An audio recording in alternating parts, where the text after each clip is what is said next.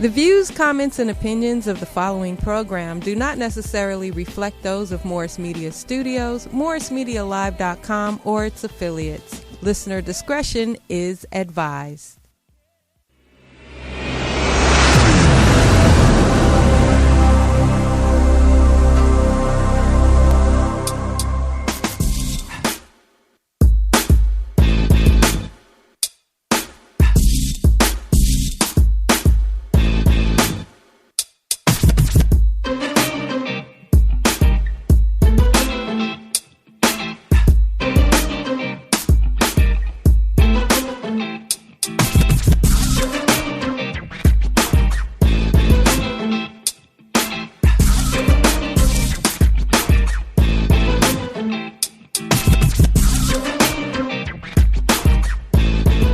Coming at you all the way live. Welcome to Melanated Politics. I'm your host, Eric Clark, and thank you so much for tuning in. Children of the congregation, America is in trouble. Professor Kevin Harris will be calling in later in the show. We encourage all of our viewers to go ahead and call in at 323-392-3375. 293-3375. Once again, 323-293-3375. Go ahead and call in. Once again, children of the congregation, America is in trouble. We will make the case that the Grand Wizard President of the United States will never be impeached. We will also call out these spineless jellyfish, Black Republicans, all in the videos, all on the records, dancing. Bottom line. So Donald Trump will never be impeached, all in the videos, all on the records, dancing, spineless jellyfish Black Republicans. They will get called out today. It's going down. Bottom line. But first, let's see what happened this week in Black history.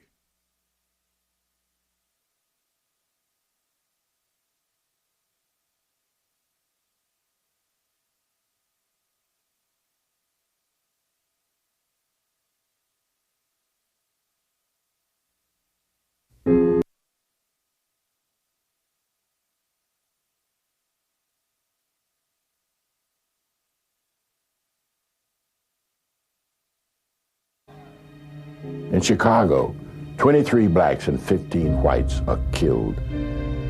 In Washington, D.C., 4 whites and 2 blacks.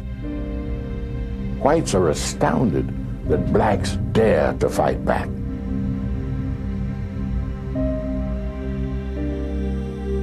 On the night of September 30th, 1919, in Phillips County, Arkansas, a small group of black men and women are also planning a fight against their oppressors. They have organized into a union, the Progressive Farmers and Household Union of America. Their plan is to sue their landlords for money owed them for their crops and for an itemized accounting of their charges at the store. But the farmers' plans are known to their enemies. Even as they meet, 2 white law enforcement officers arrive at the church.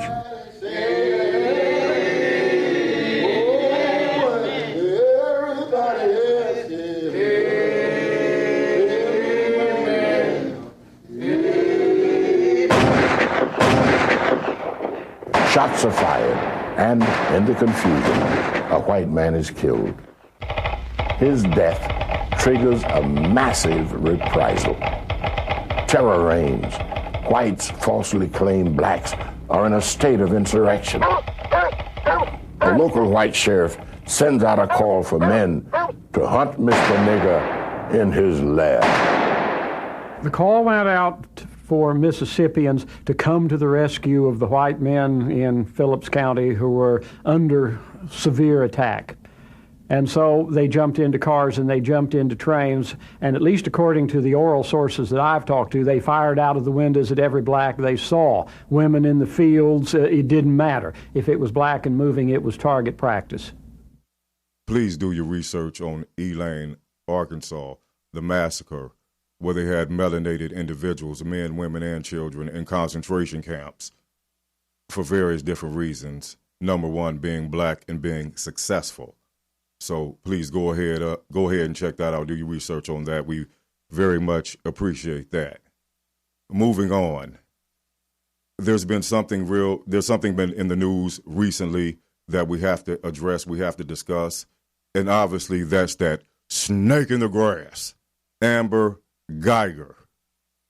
Are you serious? Are you kidding me? See, first we have witnessed walking while black, driving while black, being around the wrong white folk while black. Now we have chilling at your house while black, chilling in your apartment while black. Rest in peace to Mr. Botham John. Now, let's go ahead and check out the video of Amber Geiger. And when it came down, it was as bad as it could have been. We, the jury, unanimously find the defendant, Amber Geiger, guilty of murder as charged in the indictment. No outburst. You could hear the gasps there inside the courtroom. Guyger took a deep breath and wiped away a tear. A court officer did her best to comfort Guyger as she stroked her hair. The family of Botham Jean, the victim, expressed relief after the verdict. Many had attended the trial every day wearing red. That was his favorite color. Jean's mother raised her arms, thankful for the victory. You could hear supporters cheering the guilty verdict outside the courtroom. Amber Geiger looked stoic as she walked out, but she broke down just out of view of the cameras. Her family remained in their seats, looking shell-shocked.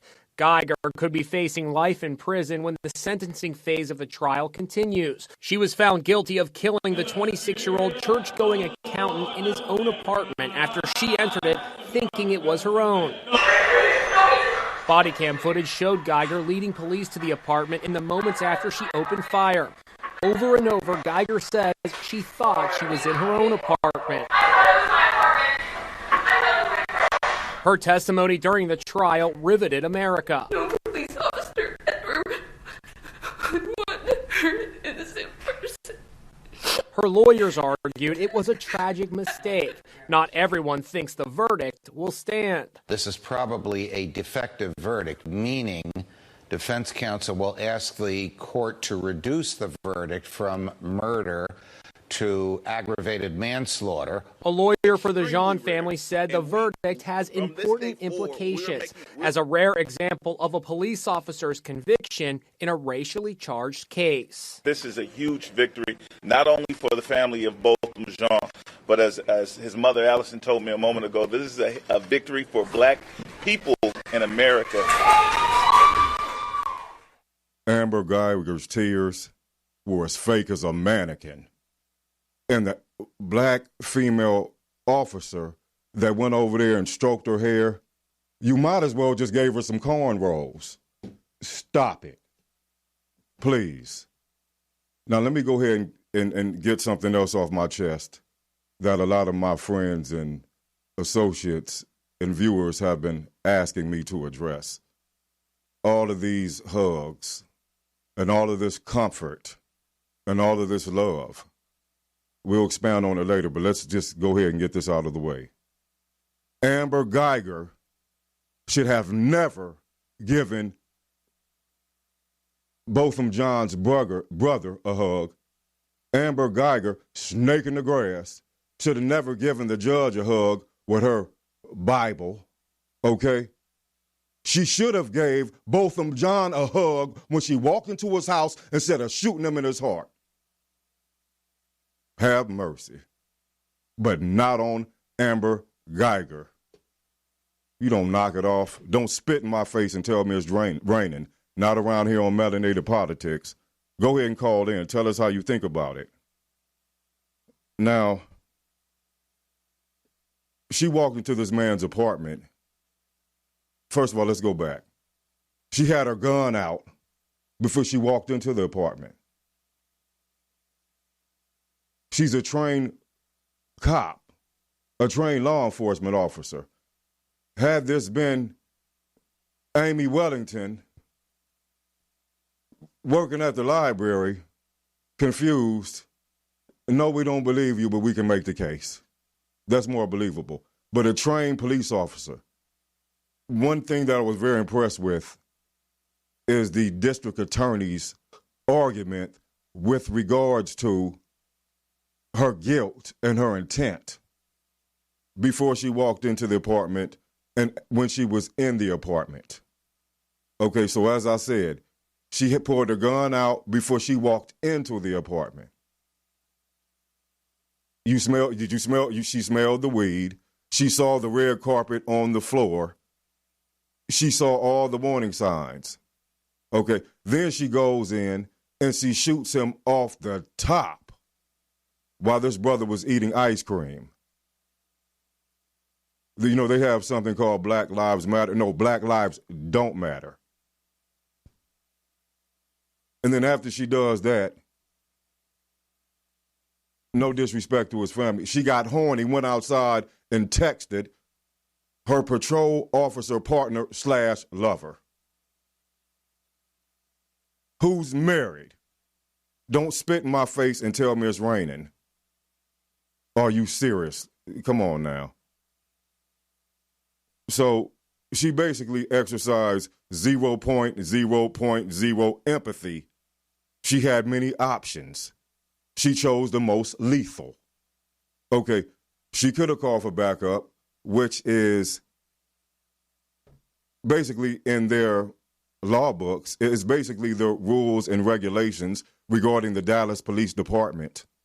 If a cop is in trouble, they are trained to call for backup. She stayed 2 minutes away from the police station. I'm paraphrasing the district attorney, okay, which he did a great job explaining that. I'll go ahead and I'll give that man his props. I don't take nothing away from any man. I'm not a big fan of the district attorney's office, but I'll give that man his props. She could have called for the SWAT team. She could have called for the K-9 unit. Okay, she could have called for a helicopter. And all us, remember the helicopter, the song Toddy T back in the day for all us LA folk? She could have called for the helicopter. But she chose to take the most lethal decision, and now she has crocodile tears. Stop it. Those tears are fake as a mannequin. So Amber Geiger, snake in the grass, 10 years, a 10-year sentence, that's not enough. His life was more valuable than a sentence of a measly 10 years.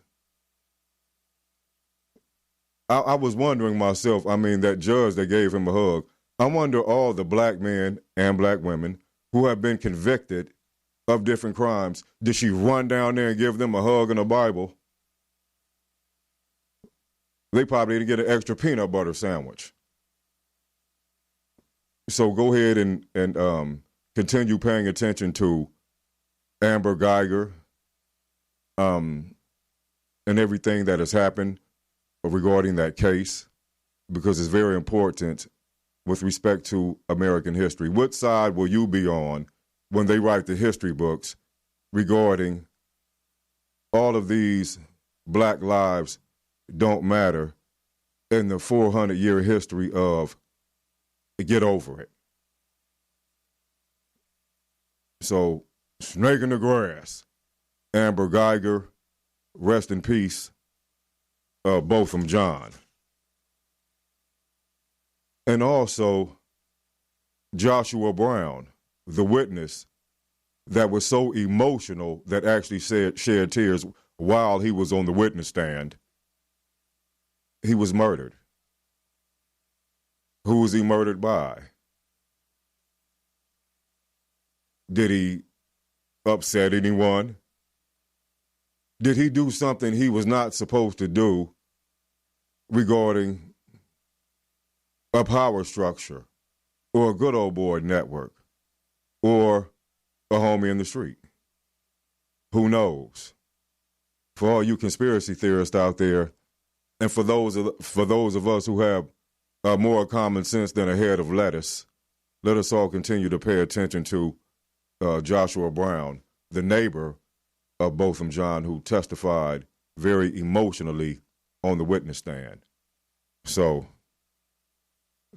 this is a case that really touched me because, I mean, you chilling in your house while black. So let's all pay attention. Let's keep it moving. Ladies and gentlemen, we have some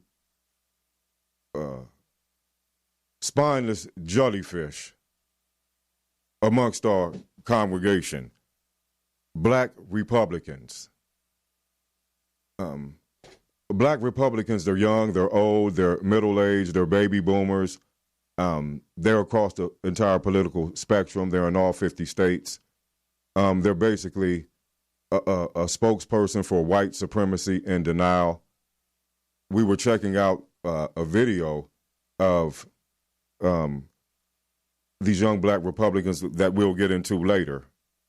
And the Amber Geiger case ties into a lot of these black Republicans. And we'll tie that all together. So, spineless jellyfish, black Republicans. We'll go ahead and address that. Right now we have a call, so let's go ahead and take that call. Welcome to Melanated Politics. Thank you for calling in. Thank you. Thank you for being in, Mr. Clark. Listen, thank you for what you had to say about the Botham Jean case and Amber Geiger attempting to stand somebody else's ground. My question is, I would like to know your feelings about, to me, what was sort of an expression of almost passivity in the wake of this boy's death, as expressed by the court officer who stroked Amber Geiger's hair, you know, as if she were either comforting her or just obsessing on the texture. I don't know. The judge who, you know, gave her damn near probation for killing that man, and hugged her afterwards. I thought about that when you mentioned Joshua Brown and wondered if anyone was going to be around to hug his family or any of that. I just want to know, is there anything that you think that, I don't know, is it black conservatives, black, I don't know, I feel like there's a sense of resistance that is not to be expected from, I don't know if it's the black religious community, I don't know.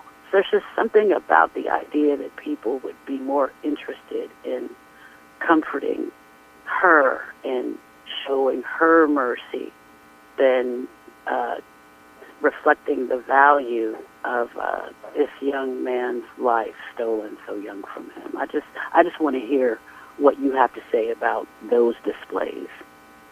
And thank you. Thank you so much for calling in. That's basically slavery plantation psychosis.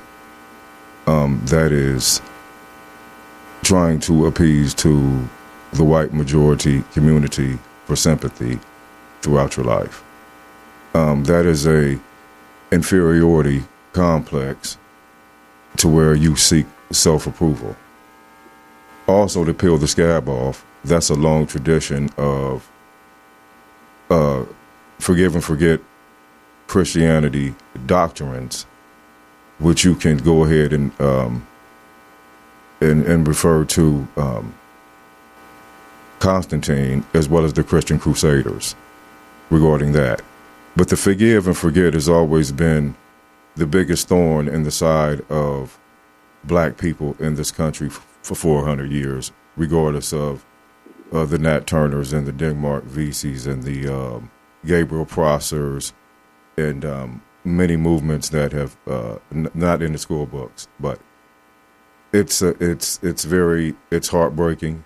It's a disgrace to see that they don't forgive us and hug us and different things like that. I'm pretty sure you watch death penalty cases to where the guys may be exonerated. They get to the final stage. He's exhausted his appeals and et cetera, all the way up to the Supreme Court. They always do a life for a life. I mean, this is supposed to be a Christian nation, correct? And that's a good question, correct? Yeah, that's what I heard. Now, after 9/11, since this is a Christian nation, did they say we are Christians? The Bible says we need to forgive Al Qaeda and the Taliban. Did they say that, or did they drop bombs on women and children? They drop bombs. Indeed. So a lot of times we are expected throughout history to be extremely forgiving people. And because that has always been a tradition, that is something that a lot of black folk do. Well, what? Can I just interrupt you right quick and Please. Note this? I was watching, what's that beautiful sister on MSNBC? On the Joy Reid. Joy Reid. Joy, yes, AM Joy. And she is indeed that. One of my favorites. She's a joy. She's so smart. And she loves us to the core, you can tell, because she comes from an immigrant family, God bless. Anyway, Al Sharpton was on there yesterday morning, and he made a distinction for me that I think was really interesting. He noted that for Baltham Jean's family to have been so forgiving towards that woman, it was, it's their right. It's their family. It's their blood. They're expressing their, religious values and dealing with grief in a way that I certainly am in no place to judge. So God bless them for forgiving her. That makes their life easier and honors the life of their loved one. But I think it was particularly the judge and the court officer, who work for the court, who work for the city, work for the state, and then, turning themselves into pretzels to be of comfort to this woman. The fact what was particularly wrong. That's the distinction that Al Sharpton made. That's what hit me. It's like, oh, okay, that's what's bothering me so much. The family has the right to be so forgiving, but for a judge and an officer of the court to be so immediately, damn near licking her feet, that was what was particularly egregious. Al Sharpton made that distinction, and I thought that was notable, and I agreed with that. So I just wanted to hear from you, and I knew you'd be brilliant. Well, thank you so much for calling in, and before I let you go, I would be remiss if I did not mention the fact that we have to, as intelligent, melanated people, we have to compare our violent and oppressive experiences as well as positive experiences to other ethnic groups of people and how they react and respond spiritually, emotionally, and psychologically when these type of events happen to them. Now, if you can recall, when the rest in peace all those who died, the synagogue that was attacked by the white supremacists, did you hear anyone say they forgive the shooter? No, not publicly. No. Oh, okay. Have you ever heard, saw on YouTube or the news or anyone stand in front of the synagogue and say, God is so great, don't carry this hate in your heart, my Jewish brothers and sisters, forgive those Nazis? Have you ever heard that? No, I haven't.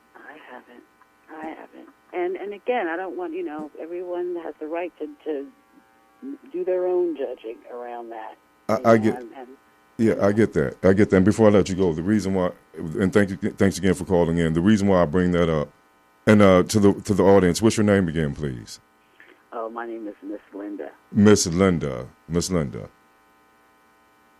When you look at different things, I mean, I respect all different ethnic groups. We're all people. We're all children of the universe. We are the original man, the Alpha and the Omega, the children of the Nile Valley. The first in the Americas, look at the Olmecs. I get all that. But in 2000, in the year of our Lord, 2019, when you look at the social and economical status of our of melanated so-called African Americans in America in comparison to other groups, you have to look at the psychology and the psyche of us and compared to other groups. Now, when you look at who owns the banks and who owns the corporations and who owns the sports team as opposed to who plays for the sports teams, or who owns the land and who rents the land, et cetera, et cetera. It's the people that don't forgive. Now, should we tie up not forgiving and never again to success? And should we, on the flip side, tie what Jesus is going to come back and save us? And we don't carry hate in your heart. Or, you know, both of John's brothers are better man than me.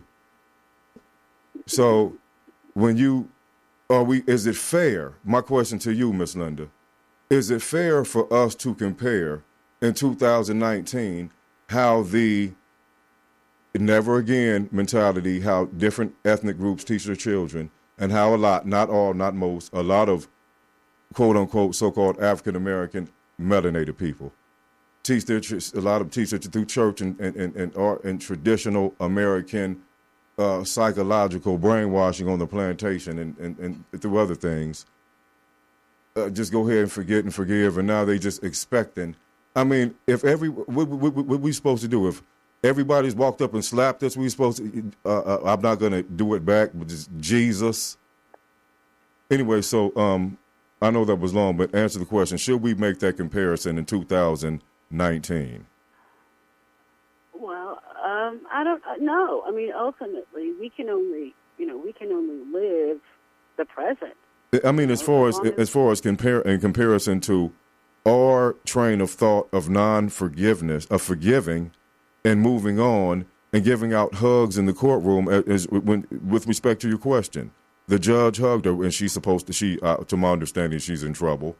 Well, I don't know. I feel like my problem with those displays is, again, we're talking, to me, it's like an expression of white supremacy. I think that black people are not just black people, but certainly black people are just as, warped by white supremacy as, I mean, of course we are. We're the targets of it, but some of us believe it.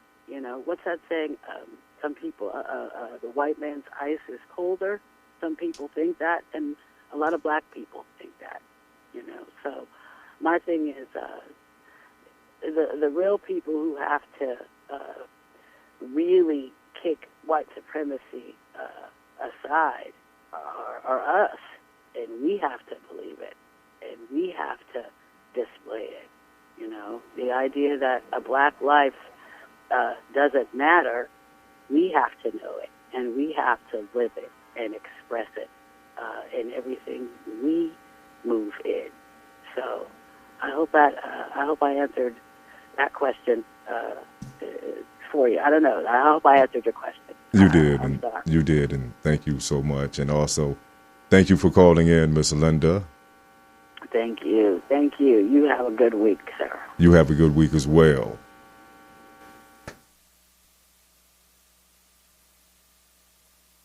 Great call. I really appreciate it. You called in, Linda. Thank you so much.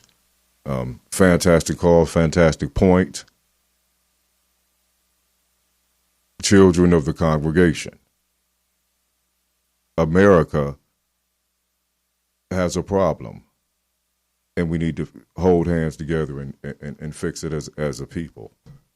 One of the problems in the black community, just to be straightforward, as I was alluding to tie in the spineless jellyfish black Republicans with the support of Amber Geiger in making excuses for her and letting her off the hook. It's all tied in together.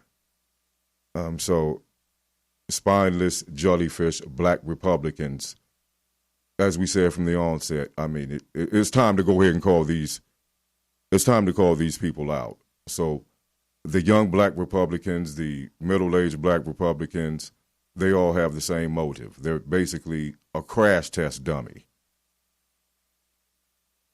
They're nothing but a ventriloquist for white supremacy and denial.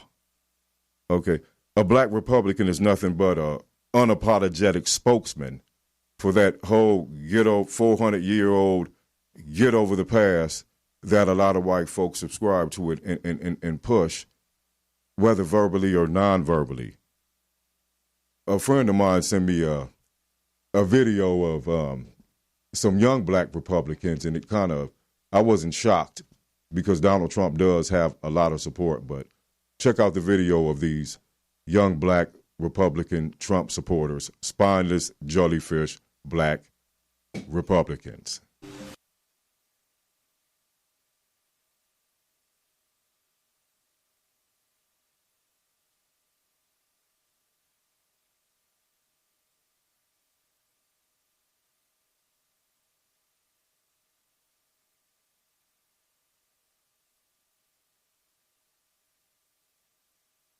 Before he got to Washington.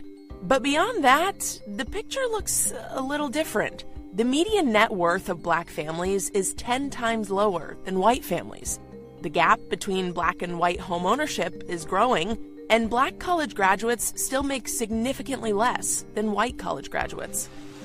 But for these students, this is bigger than just the economy. Before even becoming a conservative, I started to feel like I was a victim. But once I got out of that victim mentality, I actually started thriving. My biggest pet peeve is when people say, we've made no progress since slavery. Are you kidding me? A lot of what I heard today was the narrative that Democrats really don't care about black people. We sit in these really bad, dilapidated, broken communities. Democrat policies have continuously been implemented, and they have not worked. Welfare reform is on the president's to-do list, and this gets to the core of conservatism, that liberal policies unintentionally do more harm than good. After LBJ created social programs like food stamps and Medicare in the 60s, the rate of black economic progress actually slowed down. They made progress, but not as quickly as in the 5 years before these programs started. Still, there are far fewer black people in poverty today than there were back then. But even if conservatives are right about welfare holding folks back, sometimes Trump makes things complicated. After Charlottesville, when he said there were fine people on both sides, do you think that was racist? No one likes to see Nazis parading around singing Blood and Soil. That could have been handled a lot better. Trump sometimes says things in the wrong way. I never feel like he's personally attacking the black community. Not all black conservatives agree. We met up with... Have mercy. Wow. So we all have seen it for ourselves. Spineless jellyfish black Republicans. Not only these individuals you just saw, Candace Owens, Sheriff David Clark, Dr. Ben Carson, spineless jellyfish black Republicans, Charles Payne, Diamond and Silk, from the Fox News plantation. Are you serious? Larry Elder, Jesse Lee Peterson, and one of my favorites, because, you know, watch a little sports here and there, Jason Whitlock. Jason Whitlock looks like a can of open biscuits. And he's sitting up all in the videos, okay, all on the records, dancing. He's my Jason Whitlock, and the rest of these spineless jellyfish black Republicans. They might as well say a yes'em after every sentence, because they are promoting the denial of the continued oppression of melanated people in this country. They have all the talking points for the Republicans. Pull yourself up from your bootstraps. You're depending on welfare. The Mexicans are taking our jobs, et cetera, et cetera, et cetera. As I said prior, they're nothing but a ventriloquist for white supremacists in denial. And that's why we're tying it all together. We're tying it all together like a braid, you know. The same braid that the judge in the Amber Geiger case, the same braid she should have braided her hair instead of rubbing on it. You don't knock it off. But I won't digress. Let me get back with it. These black Republicans, there's always been what the black community refers to as sellouts. To be straightforward here, there's more in 2019 than ever in existence, because now there's so much money in America, people are getting paid to hate on their own people, promote the stereotypes of their own people, et cetera, et cetera. One of my favorites, whoever talked about forgiveness, is Dr. Frances Welsing. Now, forgiveness is attached to these spineless, jellyfish, black Republicans. So let's go ahead and see what Dr. Frances Welsing had to say about the entire spectrum. I think that, you see, just automatic forgiveness when it comes to black people being harmed or killed or injured by people who classify themselves as white. We don't hear people who are white if they have feel they have sustained some injury or harm from a black person. We don't hear them saying, I forgive, I forgive, I forgive. And I was saying in a talk recently, no one asked the white females who lined up and were accusing Bill Cosby of having sexually or date raped them, and no white person would say to them, one or more, or all of them, a long time has passed. Don't you think it's time for you to forgive Mr. Cosby?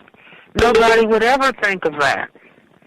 Do you see? Nor would anybody think to ask a Semite of the Jewish religion, well, have you forgiven the German people? Have you forgiven the Nazis for what they did? Do you see? Nobody would even think of saying that. So I think that it is a part of black people's tradition from the time of enslavement. You see, where the slave master could beat the black person, and I could just envision the black person being beaten, and the slave master or the slave mistress would be saying, say that you forgive me. You see, and then giving them another lash. Say that you forgive me. And so the black person doesn't have a choice but to say, I forgive, master. I forgive. I forgive. I forgive. And I don't want to show any disrespect to the mother of Mr. Walker. I mean, I certainly understand what has happened to black people. Dr. Frances Welsing has just given us the best medicine we ever could have in our life, called the truth. So peace to Dr. Frances Welsing. Thank you so much for that. She pretty much wrapped it up. Everything that we've discussed, everything we talked about.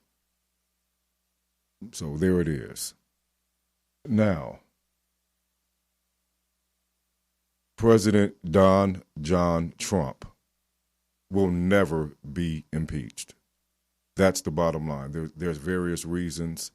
There's the fact that even if the House of Representatives voted, who have the majority, obviously, as you all well know, even if they voted to impeach President Trump, the Grand Wizard, President Trump, even if the Congress decided to go ahead and do that, and for most Democrats, they're glad that Nancy Pelosi, the House leader of the House of Representatives from California, from San Francisco, California, now she's on board.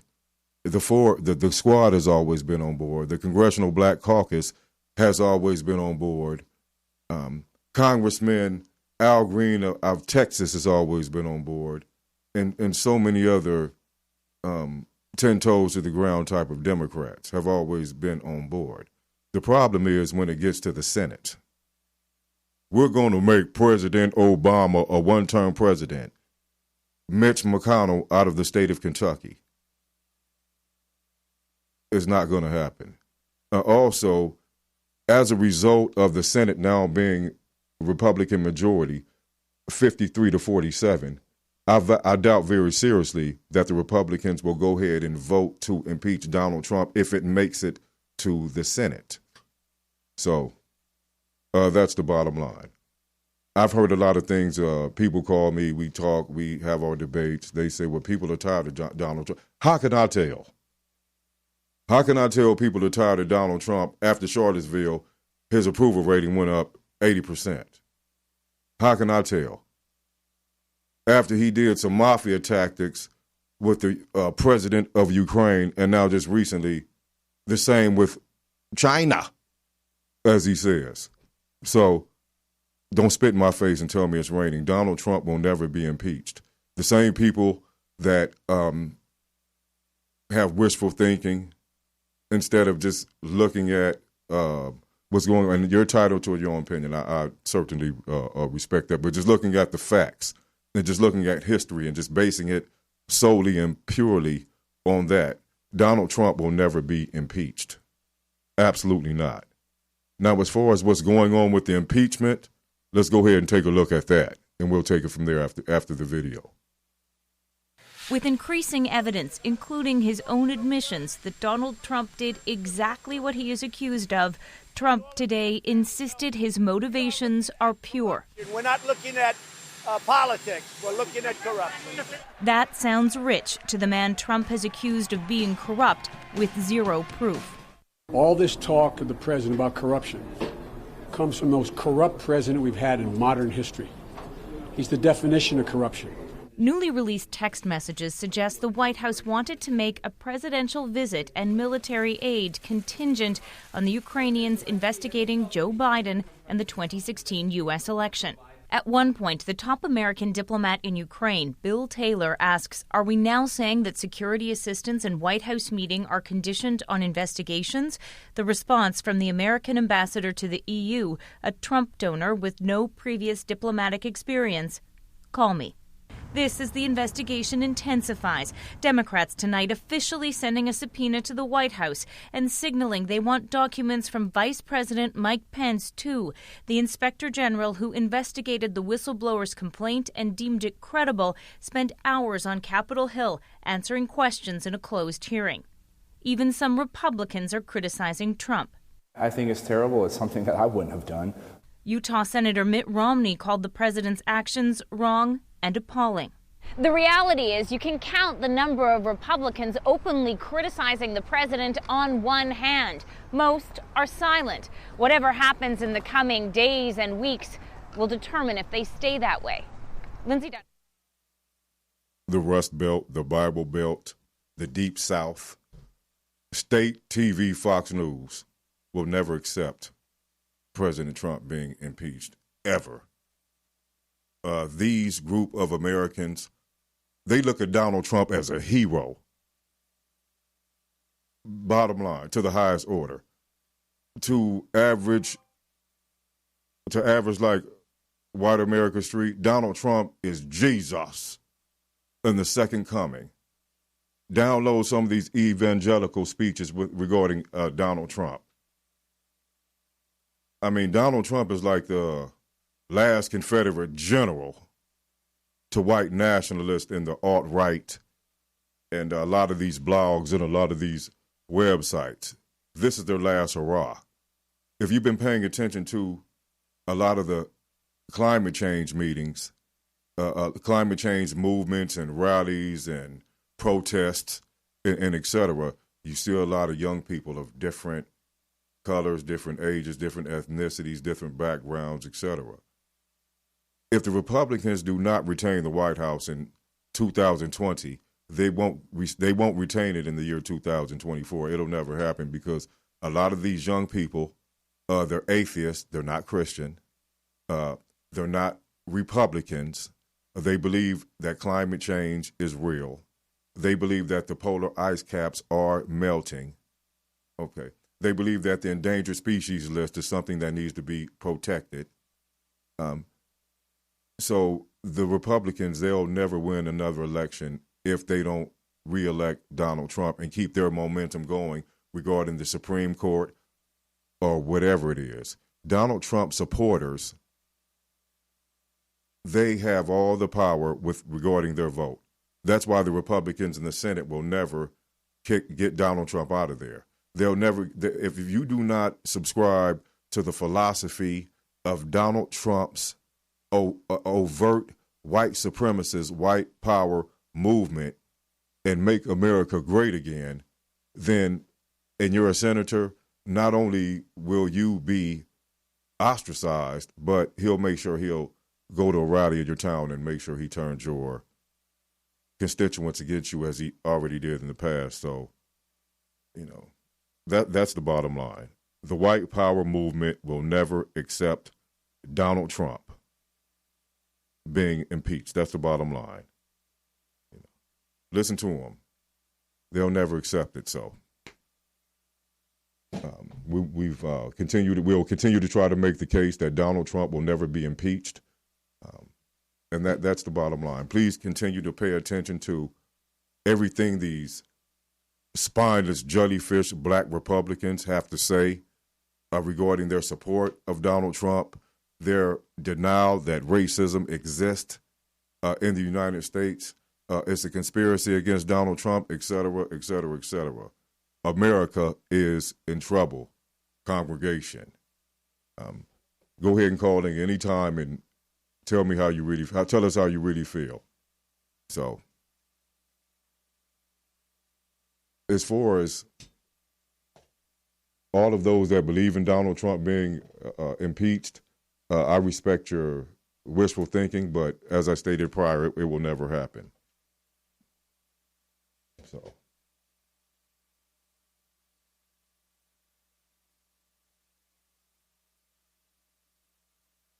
I would like to give a few shout-outs before we go. I would like to give a shout-out to my producer, Sheena, and all of those that's been down with Melanated Politics since day one. Thank you so much. It's also an honor and a pleasure to bring you local and national politics that apply to melanated people, not only locally but nationally, as already said. So shout out to Sheena. Shout out to all of my friends and associates and all of the viewers that have been with Melanated Politics since day one. This is a very important time in history right now. And as we always state on Melanated Politics, what were you doing? What was I doing? What were we all doing when Donald Trump was the president of the United States? We went from the first African-American president to a racist president. So what were we doing when all of this happened? Now, we've seen this movie before, and we've done a lot to deal with people. I've like I said before on the other show, Donald Trump is good for black people as far as I'm concerned. He's good for us. That way we'll never forget. As that old saying says with other ethnic groups that I respect, we will never forget. So let's never forget about Donald Trump, and let's never forget about the Trump Republican policies. And let's continue to do what we have to do as a melanated people with respect to politics, because all politics means is war without bloodshed, not just in Washington, D.C., but within our everyday lives. So, Dr. Frances Welsing, wonderful intellectual sister. I was lucky enough to show the audience that video that's a sister always go back and refer to. I think that what she said was very important, just to focus on that one. It was very, very important because it applies to the past, the present, and hopefully we can stop it from applying to the future. So thank you so much for tuning in to Melanated Politics. We really appreciate your support. Go ahead and leave a comment for Melanated Politics. Shout out to Morris Media and all the shows that are on Morris Media. Shout out to the poet. What's up, Poe? And Sheena, once again, melanated is defined as the essence of color. Right in your pineal gland, brothers and sisters. In politics, as always, is war without bloodshed. As always, we will always let our tongue be our gun and our wisdom be our ammunition. Melanated politics, we're out.